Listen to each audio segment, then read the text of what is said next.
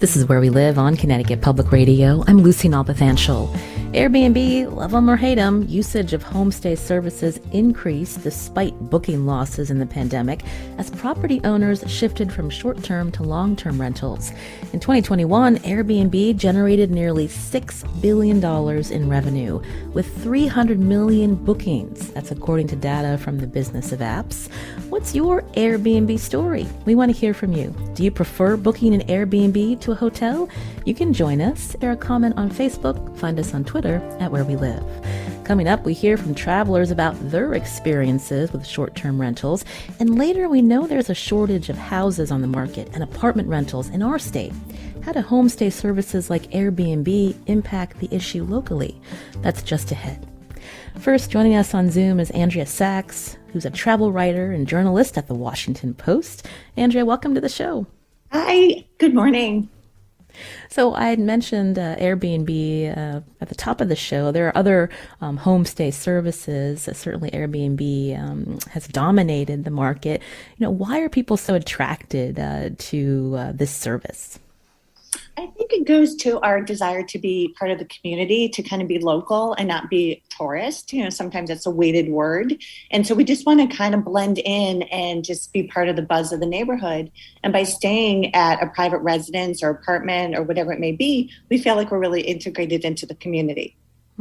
So this company was founded, I believe, in 2008. Let's talk about the evolution and what these listings are like for maybe those few who have yet to book on Airbnb. Oh my gosh, can I find that one person?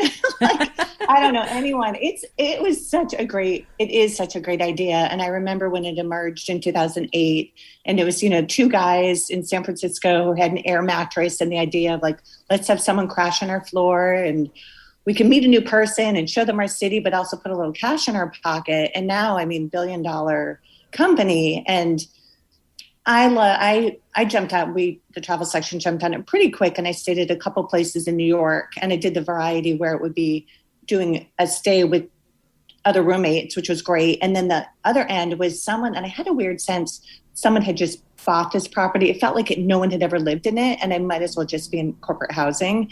And so the first experience where I really engaged, I felt really animated. The other one, I felt kind of lonely. And so I think the problem is there isn't so much the former, and there's maybe a little more of the latter now, where it's become such a business endeavor where people are snapping up properties without ever having lived in them.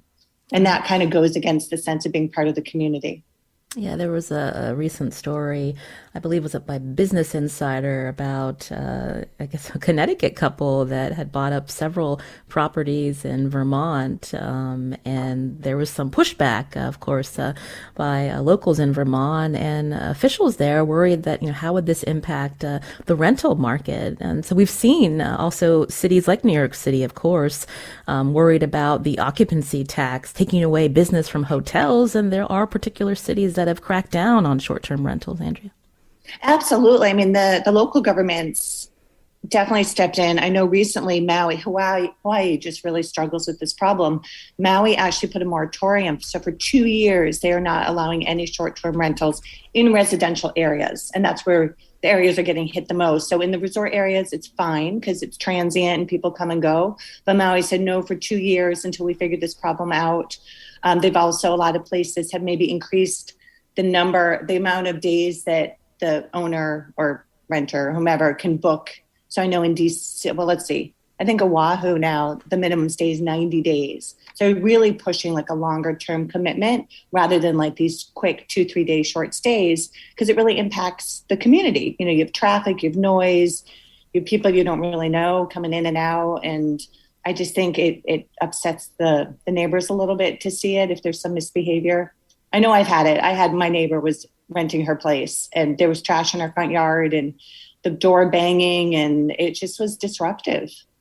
Is Airbnb, Andrea, still considered, the more affordable option? Or I think the Washington Post recently reported on how hotels are now offering private home rentals. So how has it changed?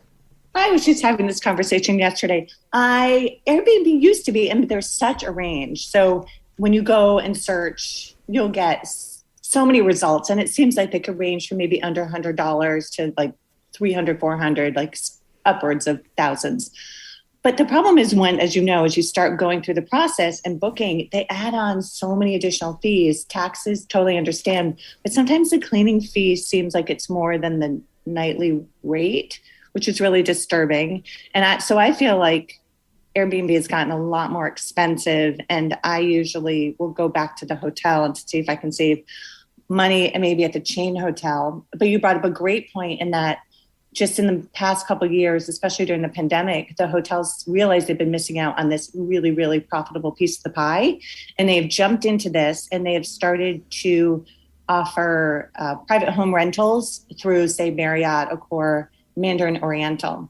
And so they work with private, they don't own the places. So it's like Airbnb. They're just a platform sharing it with their members and guests, but they are overseeing the management of it.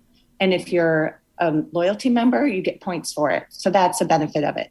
But when I tried to do it for the Marriott, again, like the cleaning fee was off the charts. And I couldn't fathom like spending $300. Is that what it was? For a cleaning fee. I'm not a messy person. So there are a lot of, you have to do your due diligence and compare and see whether it's worth it. Because obviously when you stay at a hotel, they bake in the cleaning fee for you. So you don't break it out and you don't see how much you're paying. Brian's calling in from Litchfield. Brian, what did you want to share? Hey, good morning. Hey, so we have spent some quality time at Airbnbs this summer. We've stayed at 26 of them as we made our way across the United States and back. And we've had some weird situations and some non-hygienic situations and situations where the property really wasn't what was listed. So we tried leaving some negative feedback for one specific property that we started out in. And we were met with an email by Airbnb on the backside of that saying that our feedback wasn't in line with their standards and norms, and that really wouldn't help travelers make a positive decision in the past.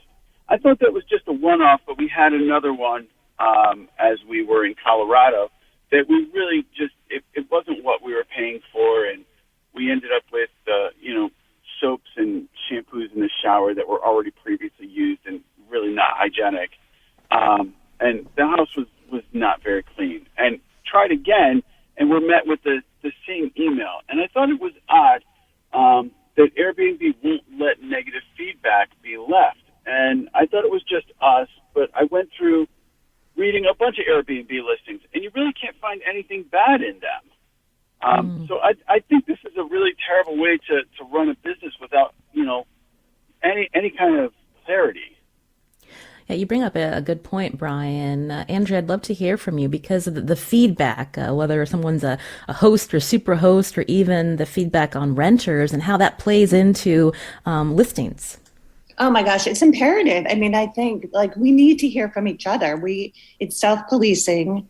I only know as much as the host is telling me in the profile, and you can't fully trust that, obviously, because they want to sell their property and make it sound as pretty as possible. And I need, like Brian, I need to know your experience. That's the only way I will have a true sense of what this property is about. And so if they're pulling them, and I know recently they were saying something about parties, like they've banned parties, and that if somebody had a party and they're complaining about it, they might pull that because it's kind of a biased review. But they need to be open. It needs to be an open forum. It needs to be an open conversation. I need to hear, I need to see the warts along with the daisies. And it's just wrong if they do that. And I know certainly TripAdvisor went through that as well. Like they were being criticized for maybe pulling negative or having the hotels pull negative reviews. And so you don't know, they need to be transparent. I almost feel like we need to start like a rogue, like Airbnb, like review site so we can find each other and talk to each other honestly, but they shouldn't be doing that at all. You're hearing Andrea Sachs here on Where We Live. She's the travel writer for the Washington Post. As we talk about Airbnbs and usage of homestay services becoming more popular, you can join us as well. Find us on Facebook and Twitter at Where We Live. Jason's calling in from East Haddam. Jason, what did you want to share? Hi, how you doing? I am a member of Airbnb. I've used it. But even better for myself with some other homestay websites is one called couchsurfing.com. I've been a member since actually since 2008. It's been around since 1999. You can think of it as Airbnb with no money involved, where people let people stay with each other out of the kindness of their heart and to share their culture, maybe share a meal, not spend 24 hours a day together. But, I've stayed in South Korea, Kazakhstan, Spain, Portugal. I've had people in my house from Colombia. Excuse me, I'm riding my bike. Be careful. Yeah, France, Germany, all over the world. And what a great way to, share a bit of culture with each other. And although it's called couch surfing, obviously you're not necessarily sleeping on a couch, but you may sometimes, but ahead of time if you're booking with someone who has a private room for you with a private bathroom or something like that. And it just has really restored my faith in the kindness of humanity to see what people will do for each other when there isn't money involved, just to meet each other. Well, thank you, Jason, for calling in and offering up that alternative. Andrea, what do you think about couch surfing and other sites that have also popped up, a different model than Airbnb? Yeah, I had done couch surfing, and I do love that. Goes back to the spirit of travelers helping each other, like that sense of fraternity, and we're all in this together, and it's adventure and making connections. And I agree with the person who called in on his bike, that it's nice to take the money piece out of it. 'Cause I know, but because Airbnb has become such a business for these hosts, and what was the number? I think they average $13,000 a year. So for a lot of them, it's a supplemental, if not a primary income. But couchsurfing is great, especially if you're traveling around the world. And I've been looking, which is a little different because you have to work, but it's called Workaway. So these work exchange programs and trusted house sitters. So you can you just pay for the trip, the plane or the train or whatever, and you stay at someone's house and you take care of their cat or dog or bird or lizard or emu or whatever they have. Or even the home swapping, because these are people that actually live in their home and they're going on vacation or have something to do. So you're in their home, so it takes the money piece out of it. And it's more of that kind of like quid pro quo, or we're helping each other out, we're in this together. There are also some other sites that they call themselves kind of the anti-Airbnb, and they are really conscientious of the community and how renting affects the community. And so one is called Airbnb, and they put a lot of the money that they make into the reservation back into the community, so for different projects. And some of the other Plum Guide also, they say that only about 5% of applicants become part of their guide, and they have a criteria, and they're very strict about who's part of their enterprise. So there are definitely a lot of options. And I think even if we go back to old school, which would be going back to the rental companies, going back to property management, like remember the old day we used to call and be like, hey, do you have a beach rental? And they have listings, and you talk to a person and they work one-on-one and have more of oversight than maybe these giant booking platforms have. Right. We're going to be talking and hearing from other travelers about their experiences, also about safety issues that have cropped up with Airbnbs just ahead here on Where We Live. But I wanted to get your take on that, Andrea, the checks in place, because, some people may still feel uncomfortable when they hear about these high profile incidents, renting or staying in someone's home, and, to be worried about their safety. Yes, and I have to say, I'm not a panicky person. Whenever I press the send or book or confirm on Airbnb, I get a little panicky because I just don't know. Like, there's no front desk. You're relying on the person who is renting it out, that they're going to be available. They're not going to be like off kayaking and they're not by their phone.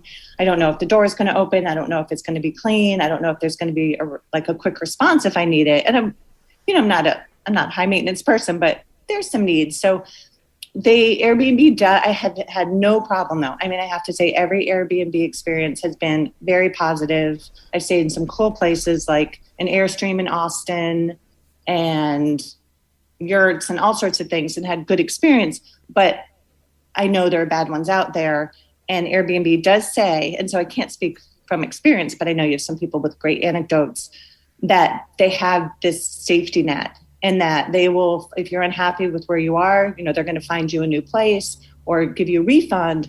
But the last thing you need is when you're standing in front of a place with all your bags and you have an itinerary and you have a short amount of time, you're in a foreign place, is to have to deal with finding lodging. Like lodging, we need that sense of security.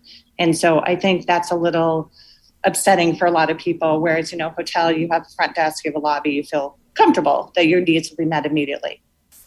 You're listening to Where We Live here on Connecticut Public Radio. Andrea Sachs is with us, Washington Post travel writer, as we talk about the popularity of homestay services like Airbnb and also the drawbacks. Up next, we hear from travelers about their experiences, and we want to hear from you too. What's your Airbnb story? Do you prefer booking an Airbnb to a hotel? Find us on Facebook and Twitter at Where We Live.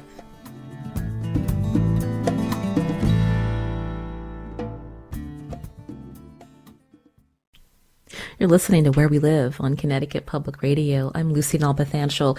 Since 2008, Airbnb has made finding accommodations easier for people interested in renting space at a home versus a traditional hotel room. And for the right price, people can find pretty amazing digs like a Hobbit house in Washington State or a floating tiki hut / houseboat in Key West. There are other homestay services like Vrbo and HomeAway.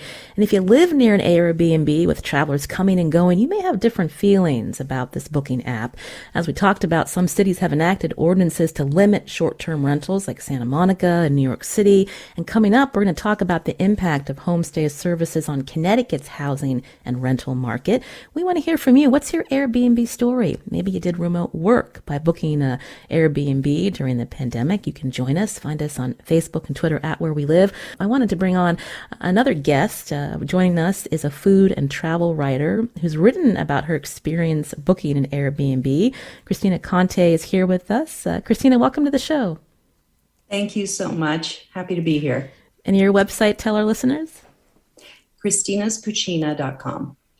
And so, Christina, tell us about your Airbnb experience. I know this was related to a big event in your daughter's life, graduating from Villanova. And so tell us about trying to book accommodations for you and your family. Well, given that we're in California, was including flights to the East Coast. And my daughter had warned me ahead of time that all her friends on the East Coast that knew about the situation in the Villanova, Philadelphia area, that there are, I believe, around 60 colleges and universities in a small area. And so accommodations justifiably book up immediately for that weekend. And so she said, you're going to have to get up and, be on as soon as the rooms become available, which I did. The first night, a year to the day of the night that we would have to be there before her graduation, I was able to book 2 rooms because I needed it for my parents were coming from Michigan and my son was coming from Virginia. So there would be 5 of us that needed accommodation. I was able to book 2 rooms at a hotel. The next night, I tried to do the same thing, and there was nothing available at that same hotel. So I was unable to book 2 nights in a row. That's how over full it was a year in advance. So to get to the part about the Airbnb, because we were changing from one hotel to another during the graduation weekend, someone had mentioned Airbnb to me a couple months before her graduation. So I went on the Airbnb site, and lo and behold, there was a home that could accommodate all of us, and it looked beautiful, and it was very close to Villanova, which was a wonderful neighborhood. And I couldn't believe my luck, and I read the reviews, rave reviews. Some actually mentioned how clean it was. So I booked it, and I canceled the 2 hotel rooms. Tried to contact the host as per Airbnb's suggestion, and no response for a few weeks. Tried again, asking how should we, get the keys the day of the rental, and she did not respond to my question, but she said, feel free to call me or text me on this number anytime, which is against Airbnb regulations. They always say to communicate through their site. The actual time that we spent at this rental, I had increased 2 days to 4 days because it was available, and I thought we can make this a mini reunion. And it was also my mother's 70th birthday. And I thought we could celebrate that together. I was so excited. And it literally turned into not literally, because we didn't go to hell, but it really, truly felt like we were in hell that weekend. The accommodation was the filthiest place that I've ever stayed in by far.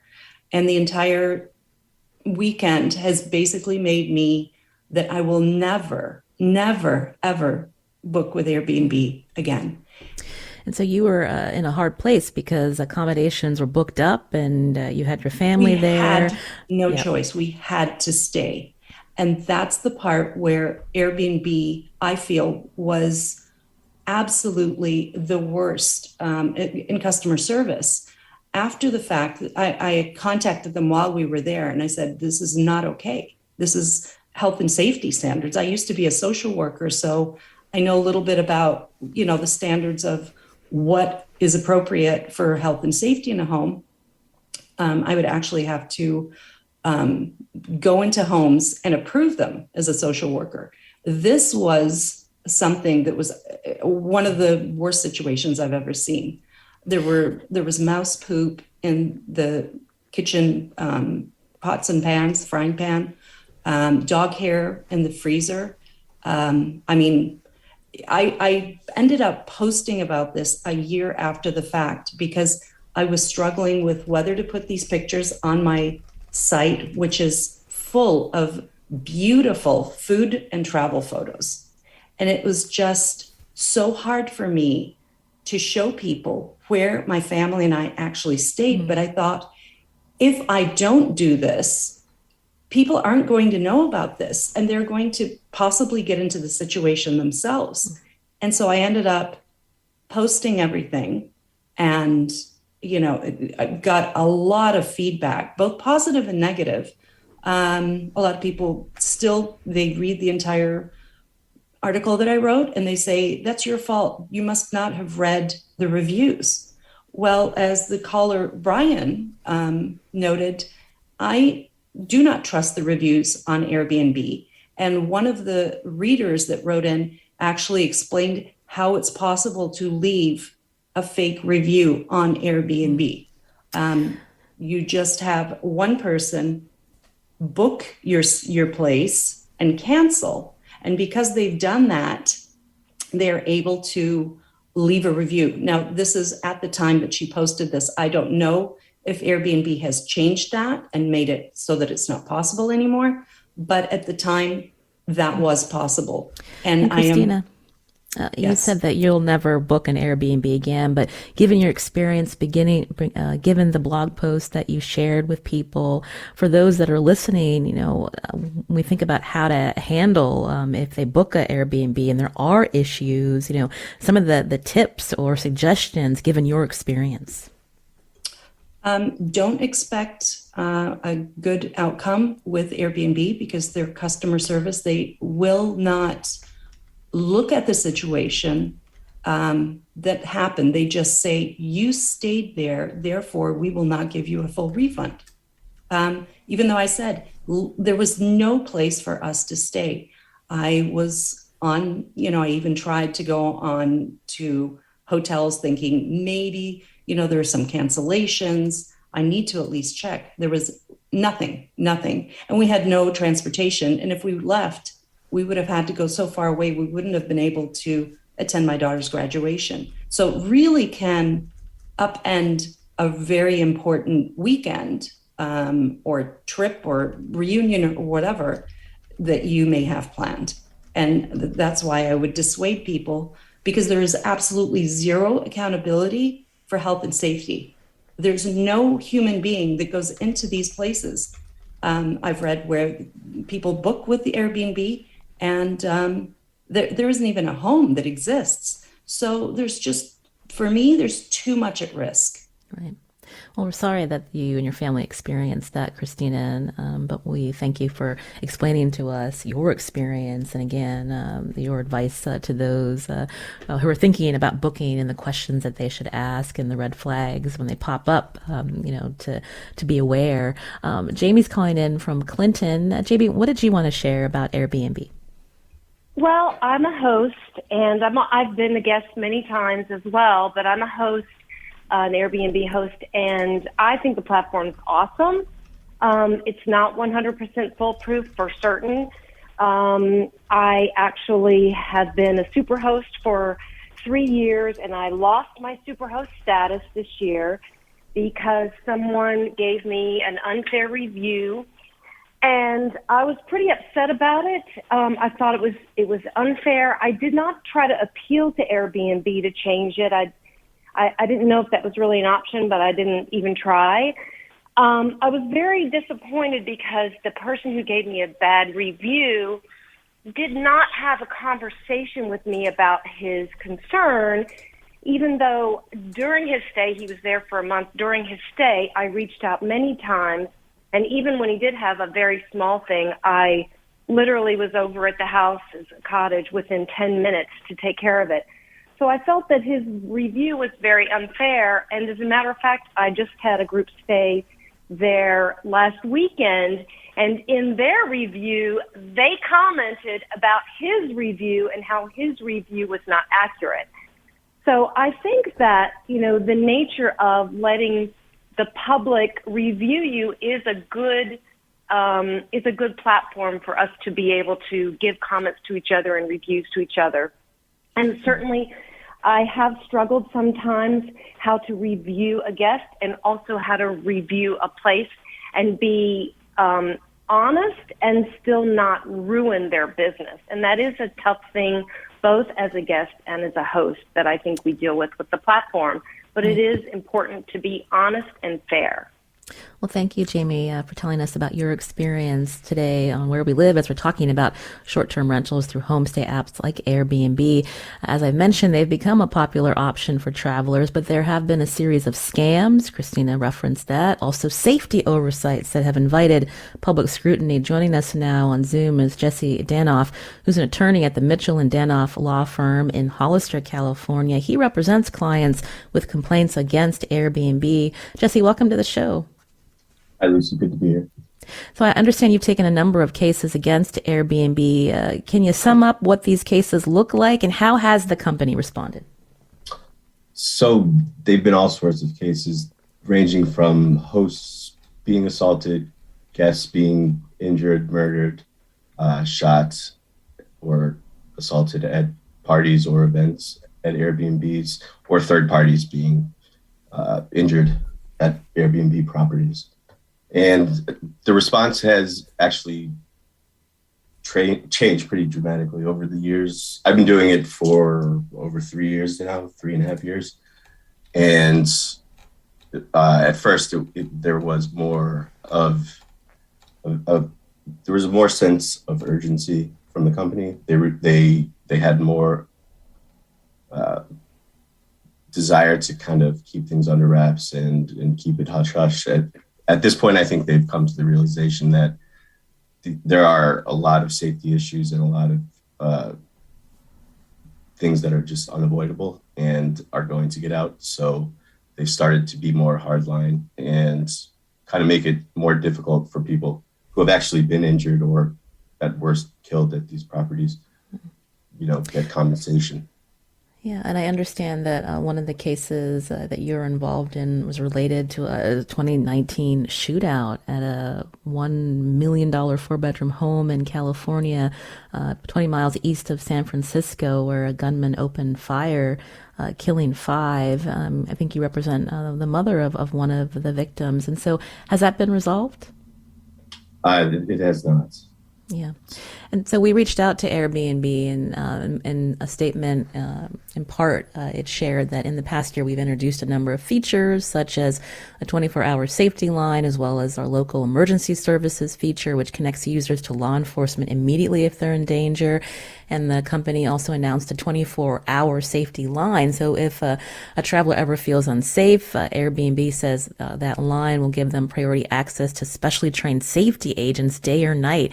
Jesse, tell us about these safety agents, the safety team that the company has to respond when these types of incidents happen.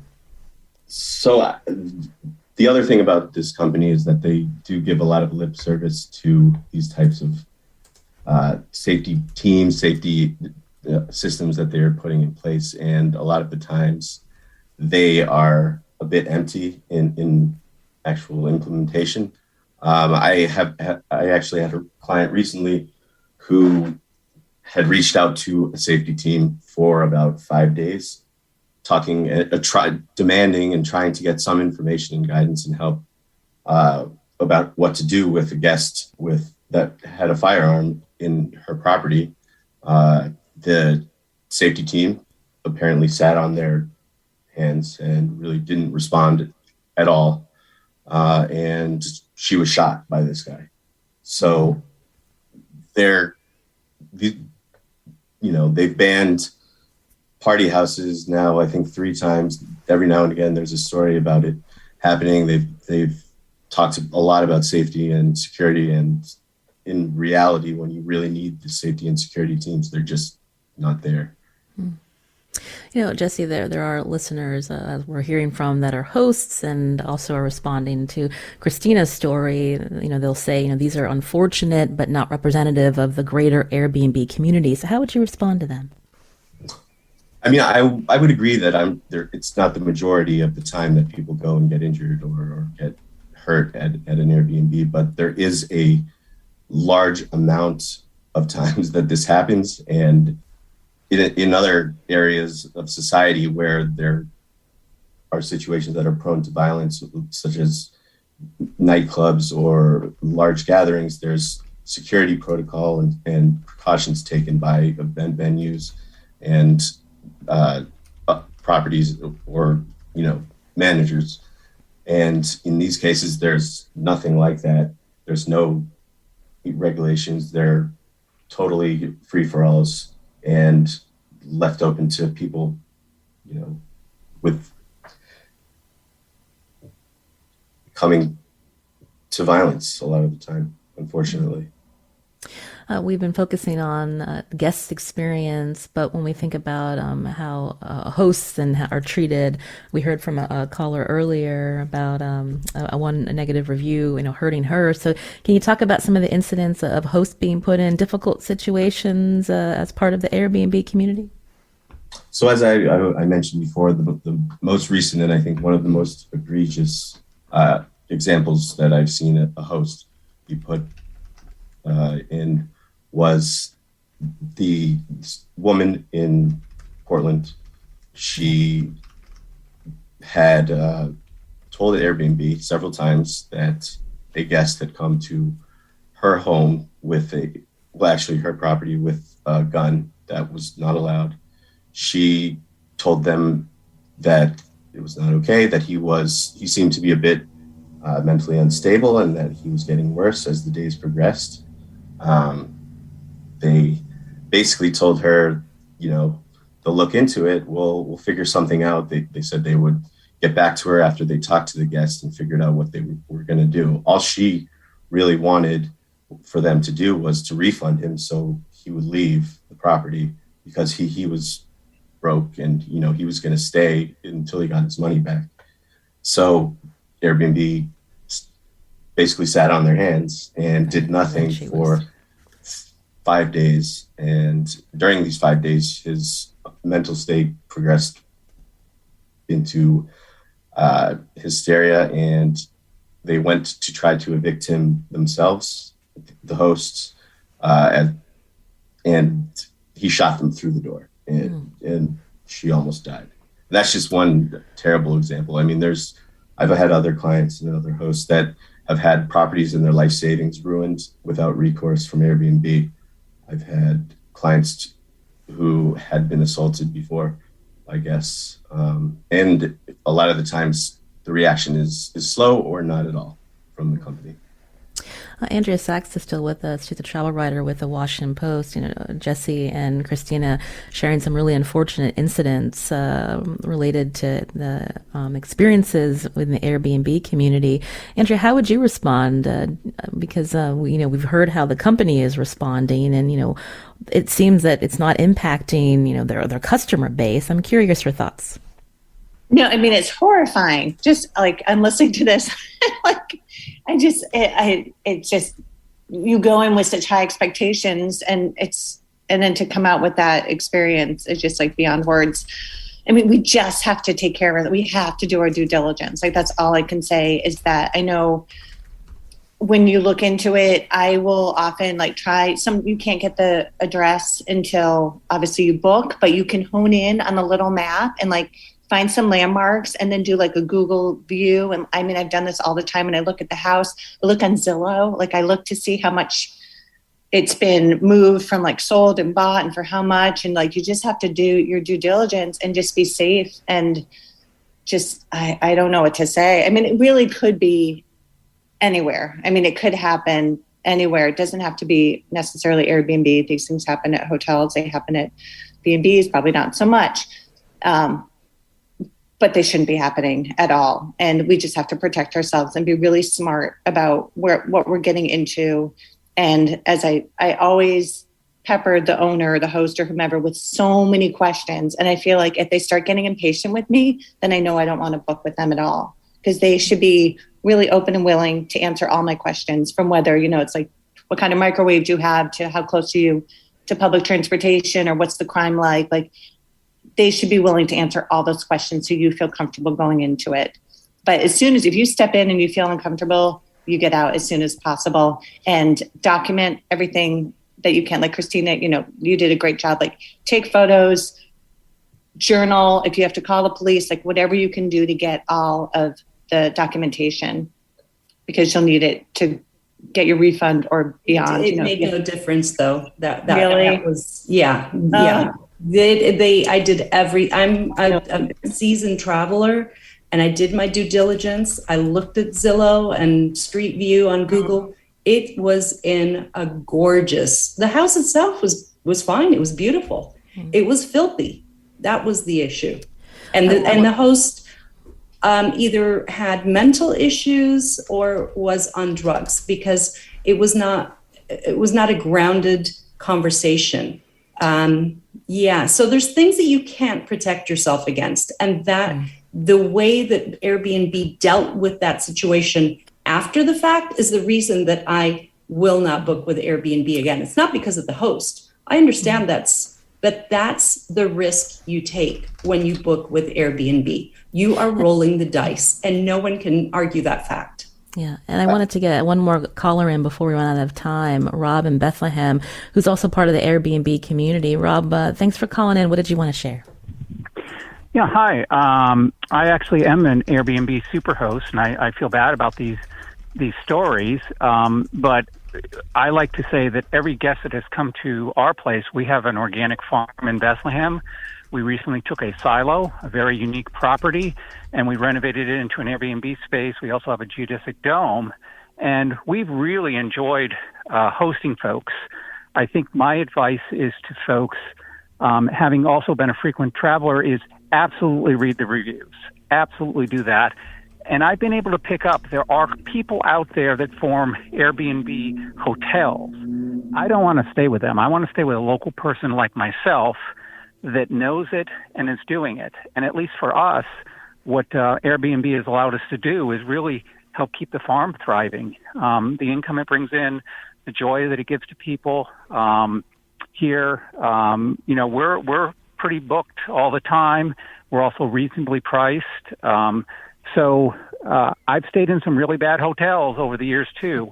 And I can honestly say that overall, I really enjoy Airbnb, but it's really being a wise buyer of goods, whether it's a hotel or an Airbnb property, and the experiences that you can have, the places that you can stay can be wonderful. And many times there's an economic savings. Right. Thank you, Rob.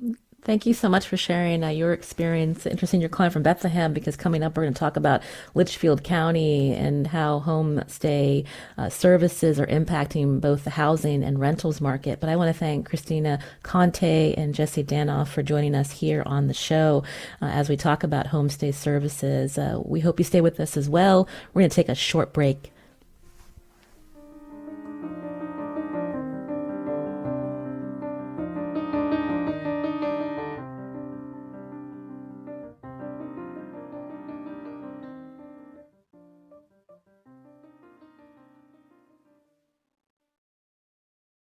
This is Where We Live on Connecticut Public Radio. I'm Lucy Nalpathanchel. Now, there was a 2021 study by Carnegie Mellon University that found the presence of Airbnb units in a community caused a mild decrease in the long-term rental supply, also called switchers, including affordable housing, which harmed local renters. But the study finds Airbnb also expanded the rental housing market, which may benefit low-income landlords. And CMU study authors proposed a new tax to reduce switching while maintaining the rental market expansion, also to alleviate socially inequitable outcomes. That made us think about, the impact of homestay services in our state, especially the impact on Connecticut's housing and rental markets. Joining us now on Zoom is Jocelyn Ayer, director of the Litchfield County Center for Housing Opportunity. Jocelyn, welcome to the show. Thanks, Lucy. Thanks for having me. And so, interesting conversation from our previous guests. I'm wondering what the rental market looks like in Litchfield County with the presence of services like Airbnb and Vrbo. Yeah, well, the rental market right now in Litchfield County is very, very tight. It is very difficult for folks who want to rent to find really anything at any price in Litchfield County right now. And I will say that, Airbnb and other short-term rental platforms have definitely had a significant impact on the number of rentals that are available to folks who want to live here year-round.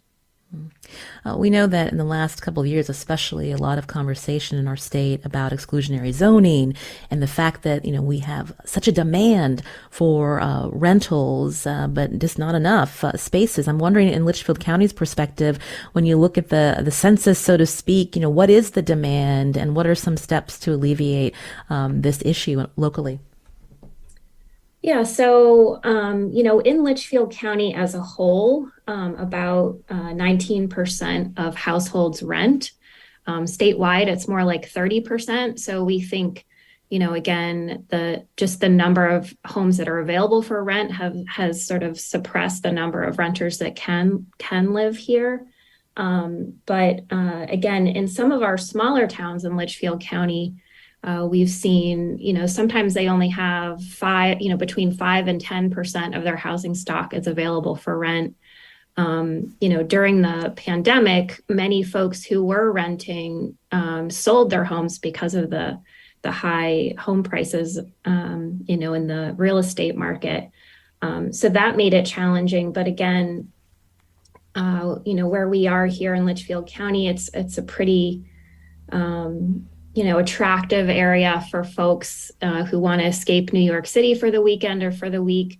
So, again, we've seen a lot of homeowners and landlords who were renting to folks year round just turn their, year-round rentals into short-term rentals. And again, that really has impacted our communities and our ability to attract and retain young families, our employers' abilities to attract new folks to the jobs that are open. I have been working with many towns in the region on their housing plans, their housing affordability plans over the last year or so. And this is an issue that comes up a lot. It is very hard for our communities to regulate this. As you had mentioned, there are advantages to property owners to have them be able to rent their homes And it's really about balance, just like anything else. You want to have some homes available for short-term rental, but you also want to have enough homes available for long-term rental in your community. And that balance is really hard to achieve through zoning policy or regulation. Yeah. Jocelyn, we just have a few minutes left. I understand you looked at some of the homestay properties available in Litchfield County, and I think there are almost 24 of them. People were interested. It was $4,000 a month. So clearly this is not for the average family. Yeah, so I did a quick search on VRBO and Airbnb to find out if I wanted to if I needed to stay somewhere August 1st, either in a short-term rental or in a long-term rental, what's out there. So on VRBO, there were 64 properties. On Airbnb, there were 129 properties available if I wanted to just be there short-term. But if I needed a long-term rental that started August 1st, there were only 36 properties available for rent. So that's, again, 129 available short-term, 36 available long-term. And many properties were over $4,000 a month. So again, I think really those were meant for folks who just want to be here a couple months. Again, maybe they're coming from New York City. They want to kind of rent during the school year and come on the weekends. There were many things on the long-term rental sites on Zillow that were $10,000, $20,000 a month. And we have, I'm clearly in the wrong business now. Yeah, exactly. So we have 14,000 households in Litchfield County that want to rent. And if any of them needed a rental on August 1st, they would have 36 options to choose from that were below $4,000 a month. And then lastly, when we think about how local government is responding, what can you tell us? Any towns in Litchfield County that are thinking about this impact on shorter long-term rentals and the types of families that they want to welcome into the community that right now are priced out? Yeah, again, so I'm working with many of our communities, our towns, on their municipal housing plans, and this definitely comes up. They all want to attract and retain young families and young people, and also seniors, and the lack of rental options are really a problem. Many of them are struggling with what to do with Airbnb, and again, their impacts on neighborhoods and figuring out, what kind of zoning or other regulation they can put in place. But as I mentioned, it's very challenging. Even if you put a regulation in place, the enforcement for a small town, that side of it is really challenging. I will say that one other thing that comes up frequently is accessory apartments. So some folks can have an apartment, say, over their garage or in their backyard. And this is something the state of Connecticut has been promoting in terms of creating additional housing options in our small towns. But what we've seen, again, especially in Litchfield County, is that those accessory apartments are rented short-term. Right. Airbnb. And Jocelyn, unfortunately, we're out of time, but we appreciate hearing from you and about the efforts to help increase more housing opportunities in Litchfield County. Jocelyn Ayer, again, Director of the Litchfield County Center for Housing Opportunity at the Housing Collective. I'm Lucy Nalpathanchel. Today's show produced by Tess Terrible with help from our talk show interns, Anya Grandolski and Mira Raju. Thanks to Kate Tolarski on the phones today. Have a great weekend.